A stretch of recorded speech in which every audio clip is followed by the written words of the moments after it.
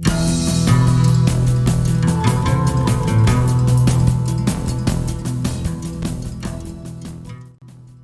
and thank you for clicking on my channel. Welcome to the Real Movie Podcast, and today I want to talk about House of the Dragon episode 5, We Light the Way. If you liked the Red Wedding episode from the Game of Thrones, this episode is kind of a mini Red Wedding. It's not as brutal, but it's good. Let's start with my favorite character and the best character of the show, Daemon Targaryen. Unlike the previous episodes that we had to wait a lot, in this episode we see him in the beginning and he is in with a bang. There's a girl that we never saw before. It turns out to be Rhea Royce from Runestones, and she is the wife of Daemon Targaryen. We never saw her before. It was weird. Rhea says, okay, I'm gonna hunt deers, but she is going to see Daemon Targaryen, and she asks Daemon, okay, what's up now? What you gonna do? And Daemon straight up kills her. It's something that we expect from a character like Daemon, but it was brutal, and I really love Daemon because it reminds me of Game of Thrones characters at their peak. None of them were white or black, they were grey, they were real, they wanted something and they fought for it. And the Game of Thrones is a nasty game and they had to play it right. It seems like Daemon is back with a lot of plans because at the end of the episode at the royal wedding, Rhea's cousin comes up to him and tells him, okay, I know you did this, I know you killed Rhea. And Daemon Targaryen, in the most badass way, tells him, first of all, who are you? And then thank you for coming. At the end of this wedding, I'm gonna fly with my dragon to Runestones and claim everything, because Rhea is the princess, she owns everything, she inherits everything. We didn't have an heir, and now I kind of own Runestone. And in another act, he kind of hits on the daughter of the Sea Snake, Lord Corlys, which really worries the king because he realizes that his brother has got some plans.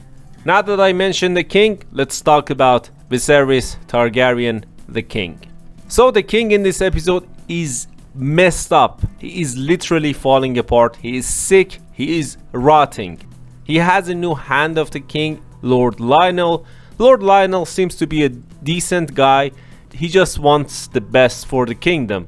But the same cannot be said about his son, who had a cane in this episode. He was that weird guy who talked to Alicent, and I am sure that we will hear a lot more of him in the future episodes. So let's get back to the king. He goes to see Lord Corlys and his cousin to offer the hand of his daughter to Laenor, the son of Sea Snake. And he gets like the worst welcome ever. First of all, the daughter of Lord Corlys comes out to welcome him, and she is the same daughter that Viserys said no to when Lord Corlys offered her hand when she was a child. And Lord Corlys said, okay, if you marry my daughter, our houses will be reunited and we will be strong. The king refused it, and now the daughter welcomes him. It shows that House Velaryon still holds a giant grudge. And it is the same girl that Daemon hits on at the wedding. The wedding is completely political. They just want to unite the houses. And then we see Rhaenyra and Laenor talking to each other. Rhaenyra somehow knows that Laenor is homosexual, he's gay, and she tells him, okay, you do you, I do me, let's just do this, this is our duty, let's do this for our fathers, for our kingdom, and yeah, let's just play the game, and both of us will have what they want. It looks like a good deal, but in Game of Thrones world, nothing will be as you want. Laenor Velaryon's partner is a guy who meets his end in the most ironic way possible, but I will talk about him later because there are two characters that I want to talk about and they are stealing this episode. First of all, I want to talk about Alicent Hightower. Alicent Hightower is literally being pushed over the edge, and at the end of this episode, she is pushed. First of all, her father, while he was leaving, told her, you chose Rhaenyra Targaryen over your father, now you have to stick with your choices. And Otto Hightower tells her that with Rhaenyra as heir, the kingdom will fall and you will have to protect your children and you have to beg for their lives.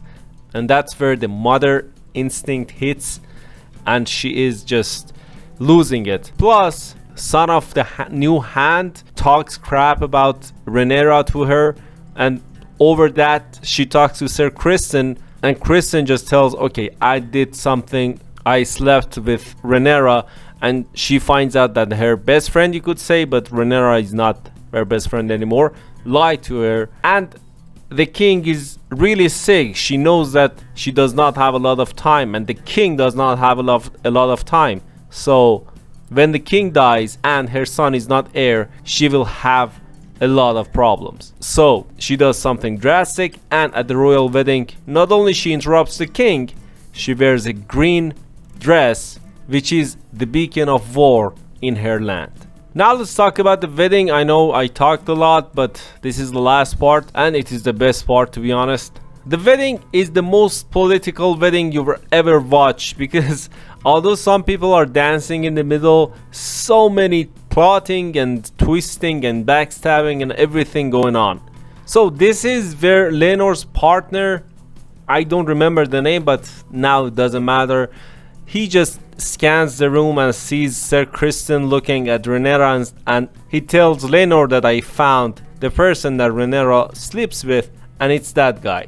So he approaches Criston, and Criston loses it, and he punches this guy to death. It is one of the sickest and best and most brutal moments of this show, and it was so Game of Thrones-esque, you could say.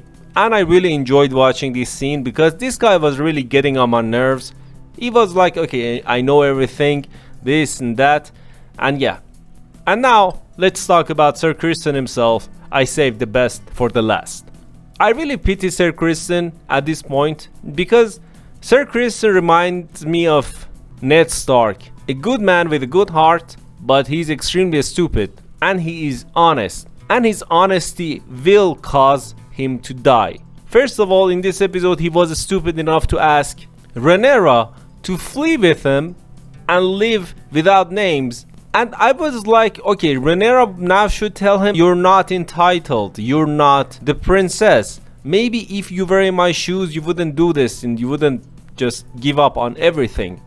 He was stupid enough to say this to Rhaenyra. Rhaenyra turned her down, and then he was again more stupid to tell Alicent that he slept with Rhaenyra, to give Alicent something. And again, it's personal that I didn't like Laenor's partner, but he could have taken out something positive from that situation. I know he was being blackmailed, but he didn't have to punch a guy to death in a royal wedding.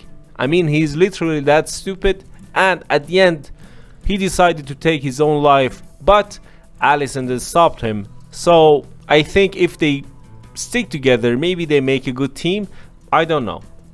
Alicent seemed to be a lot more pure than what her character is in the books, but I think we will get there. But because Alicent is now really dumb and she does many things without knowledge, and she's easily being lied to. And by the way, this is the last episode that we see Rhaenyra Targaryen and Alicent Hightower with these actors. I don't remember their names. They both did a wonderful job. I really hope we can see them again in the future in some flashbacks and everything, because they are wonderful in this.